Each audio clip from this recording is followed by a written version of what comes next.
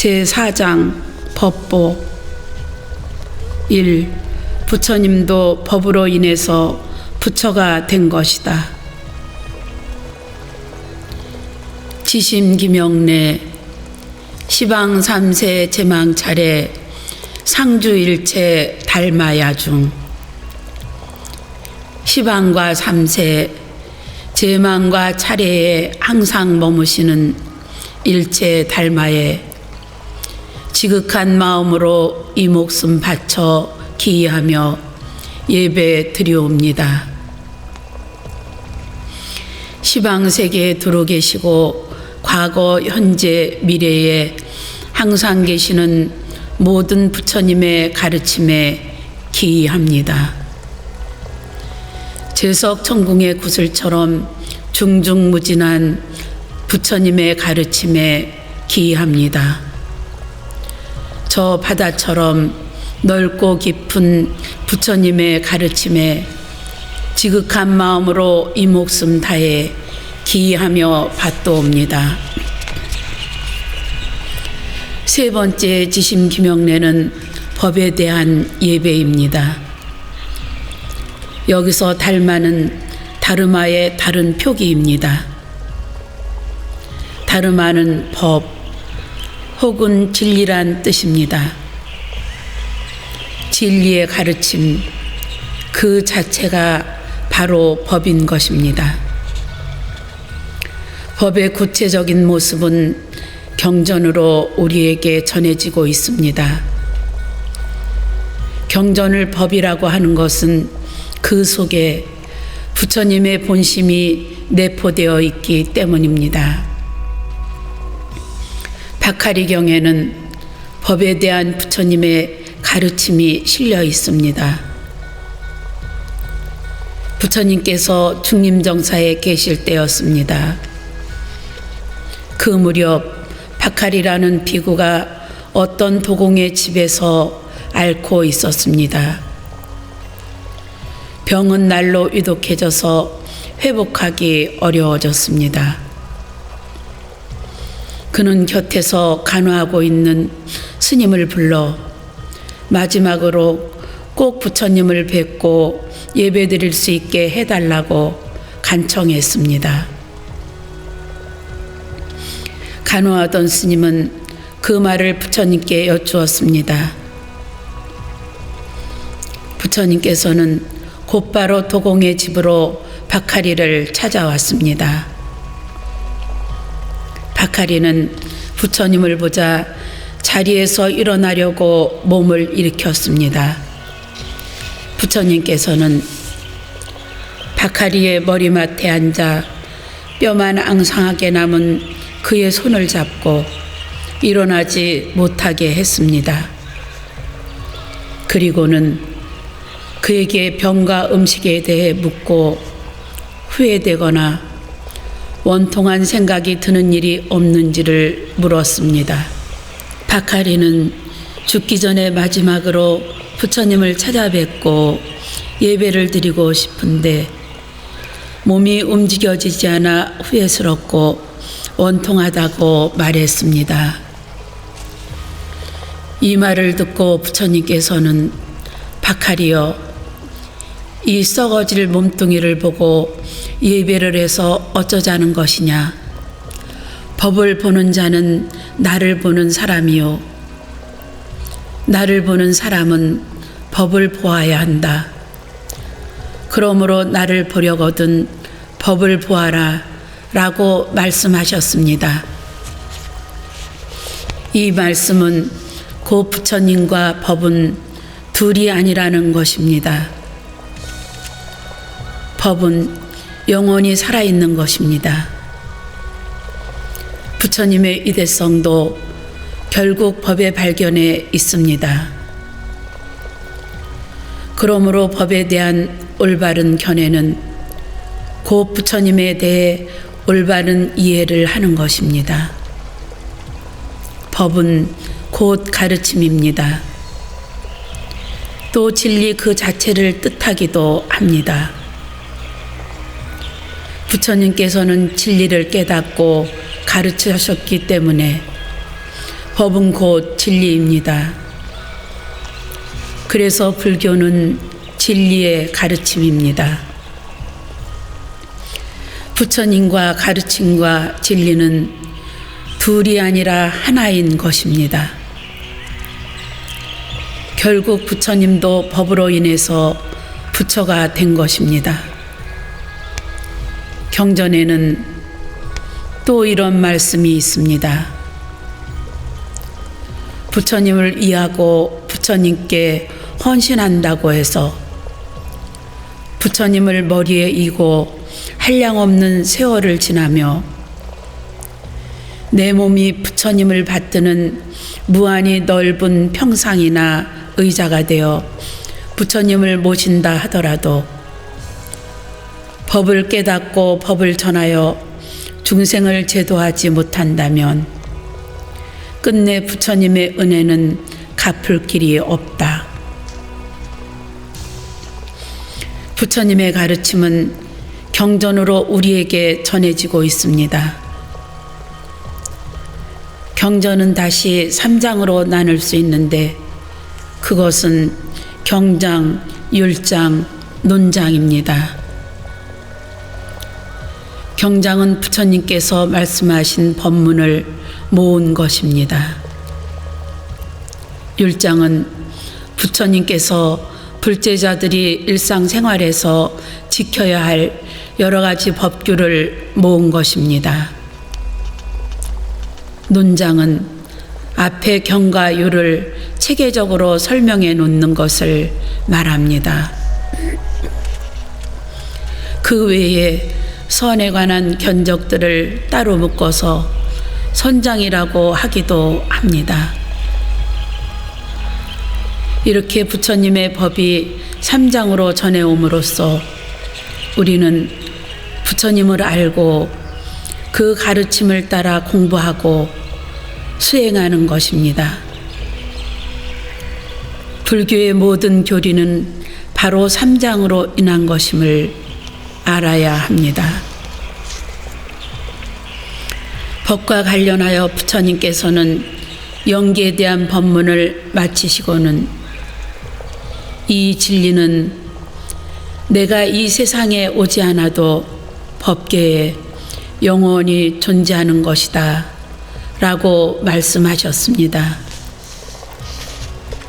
부처님께서 법에 대해 깨닫거나 깨닫지 못하거나에 관계없이 법은 영원히 존재하는 것입니다. 부처님의 법은 부처님께서 인위적으로 만드신 것이 아닙니다. 부처님께서는 이미 존재해 있는 진리의 세계를 발견했을 뿐입니다. 그래서 불교에서 말하는 진리는 영원히 살아 움직이는 것입니다. 부처님께서는 여러 가지 비유와 방편, 세밀하고도 논리적인 분석과 깊은 사유로서 중생들에게 진리를 가르쳐 주었습니다. 다시 말해서 부처님께서는 중생의 근기에 맞추어 세상의 가르침을 전하였던 것입니다. 그러므로 우리가 법을 대할 때는 부처님의 진의가 무엇인지를 읽을 수 있어야 합니다. 또한 우리가 법을 배우는 목적은 참된 삶을 꾸려나가는 데 있다는 것을 잊지 말아야 합니다. 우리가 법에 대해 예배드리는 것은 그 법이 시방과 삼세, 즉 그 어느 곳에서나 그 어느 때라도 항상 있기 때문입니다. 또 법의 세계는 무한한 세계에 항상 존재하고 있습니다. 그렇기 때문에 법은 불교의 생명이며 법에 대한 예배는 진리의 세계로 들어가서 진리대로 살겠다는 의지의 표현입니다. 제5장 승보 1. 조화는 아름답고 행복한 것. 지심기명래 대지문수사리보살 대행보현보살 대비관세음보살 대원본존 지장보살 마하살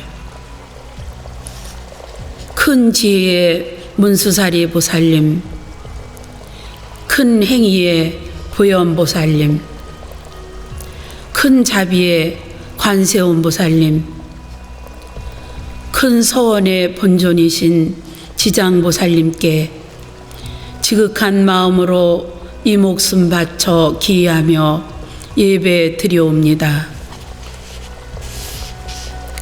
큰 지혜로 모든 불보살님의 스승이 되신 문수사리 보살님께 기의합니다. 보다 큰 실천과 행동으로 이 세상에 나투신 보현보살님께 기의합니다. 대자대비로 모든 중생을 두루 살피시는 관세음보살님께 기의합니다.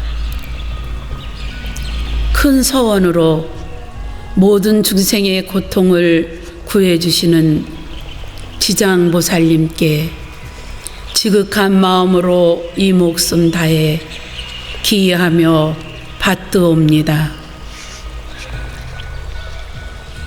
네 번째 지심기명래는 승가에 대한 것인데 그 중에서도 보살님에 대한 예배가 먼저입니다. 승가는 앞에서도 잠깐 언급했듯이 불교를 좋아하는 사부대중을 통틀어서 일컫는 말입니다. 승가를 다른 말로 바꾸면 부처님의 가족이라고 할 수 있습니다.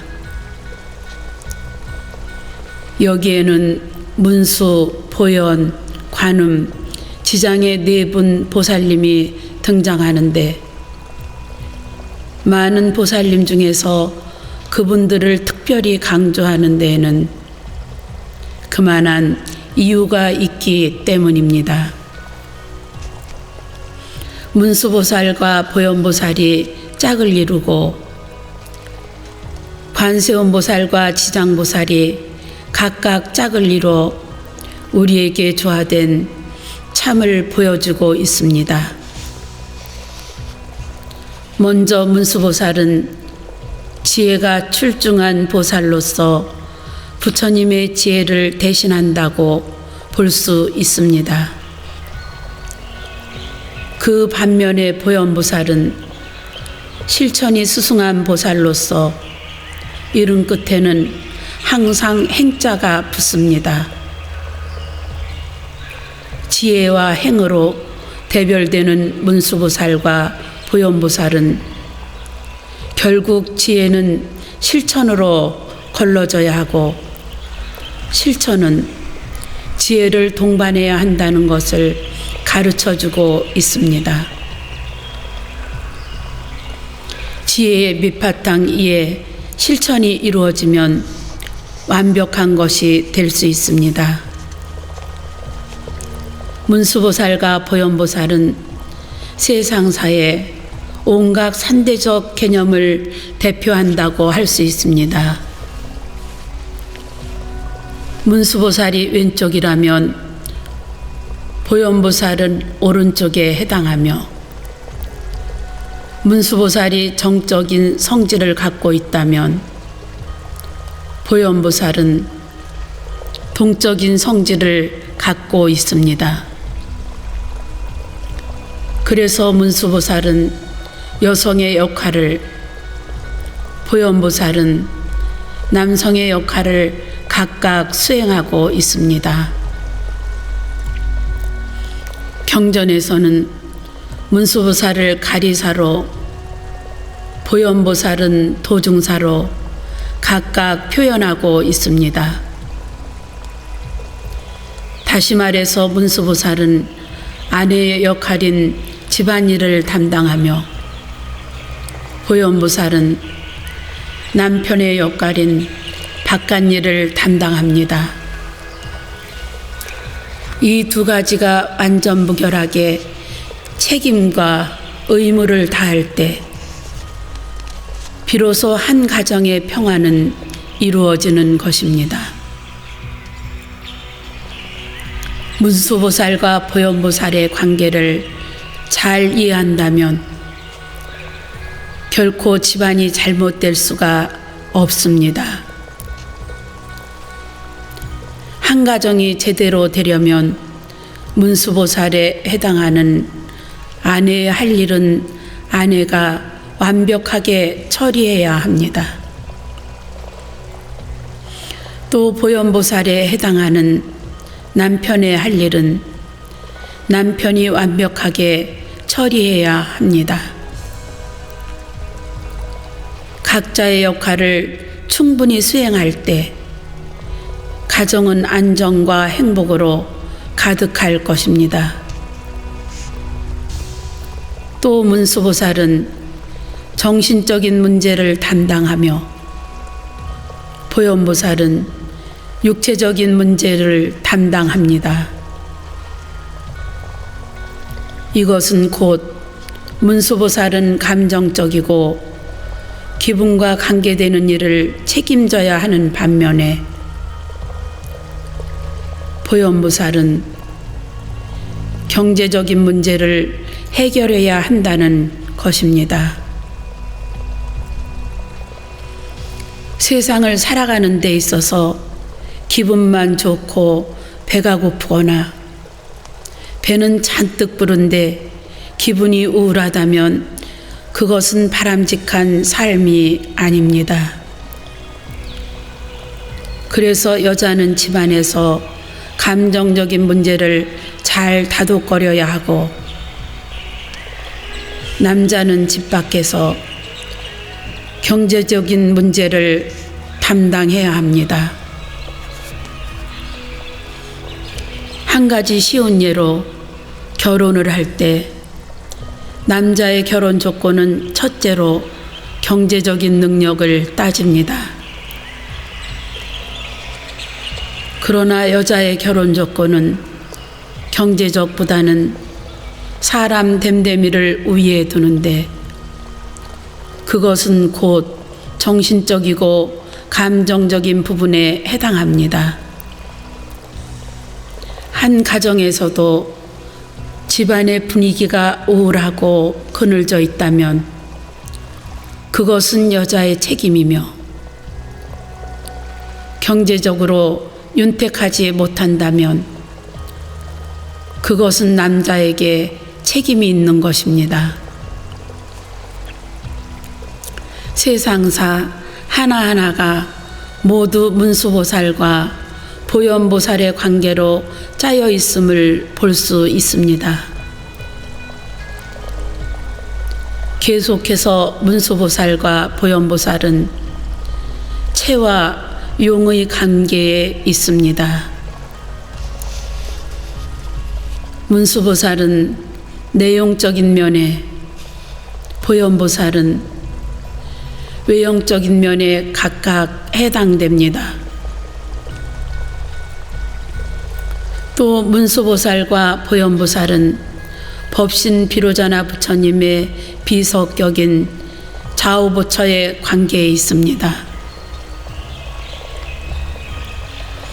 문수보살이 문수보살의 역할을 다하고 보현보살이 보현보살의 역할을 다할 때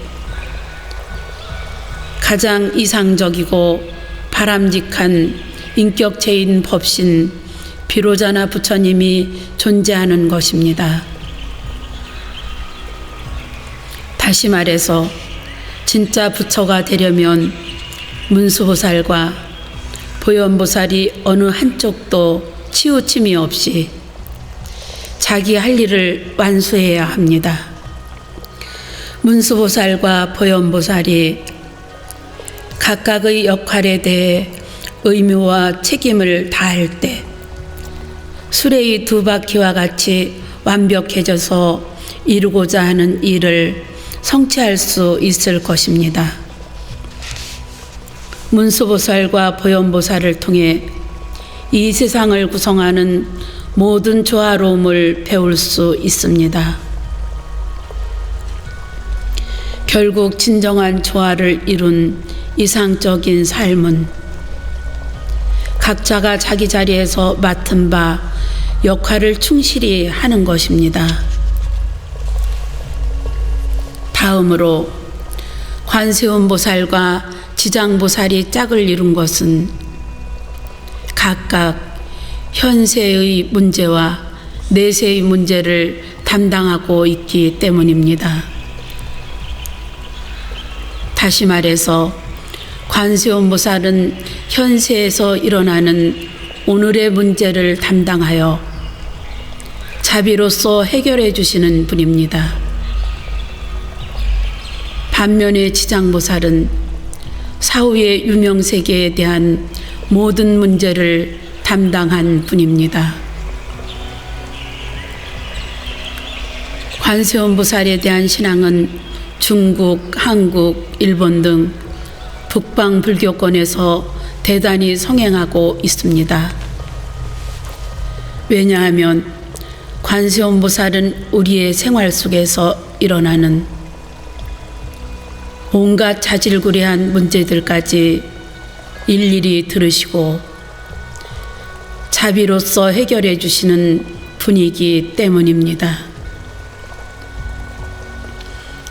그래서 자녀들의 진학 문제나 남편의 승진 등은 관세음보살께 기도를 올리는 것입니다.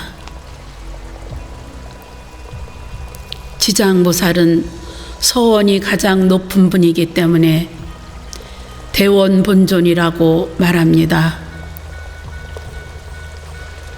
왜냐하면 지장보살은 지옥에 떨어진 지독한 중생들까지도 기필코 제도하겠다는 원을 세우신 분이기 때문입니다. 지장보살은 지옥 문전에 서서 죄 많은 중생을 제도하기 때문에 그 원은 눈물 겹도록 원대한 것입니다. 그래서 흔히 천도를 하거나 제를 지낼 때는 지장기도를 올립니다.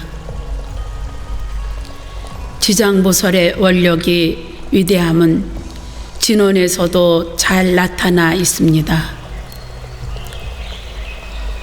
관세음보살의 진원은 단순하게 업장을 소멸하는 멸업장 진원인데 반하여 지장보살의 진원은 이미 결정된 업장을 소멸하는 멸정업 진원입니다. 부처님께서도 정해진 업은 면하지 못한다고 하는데 반드시 받아야 하는 업까지도 소멸시키겠다는 원력을 세운 분이 지장보살입니다. 결국 관세음보살과 지장보살의 대비는 보이는 세계와 보이지 않는 세계에서 일어나는 문제를 해결함으로써 조화를 이룬 이상적인 삶의 구현에 그 궁극적인 목적이 있는 것입니다. 전통적으로 신앙의 큰 줄기를 이뤄온 관세음보살과 지장보살에 대한 이해는 오늘의 문제와 내일의 문제라는 점에서 우리의 삶에 커다란 교훈을 남기고 있습니다. 이상으로 문수보살과 보현보살, 관세음보살과 지장보살로 대별되는 관계에 대해 자세히 살펴보았습니다.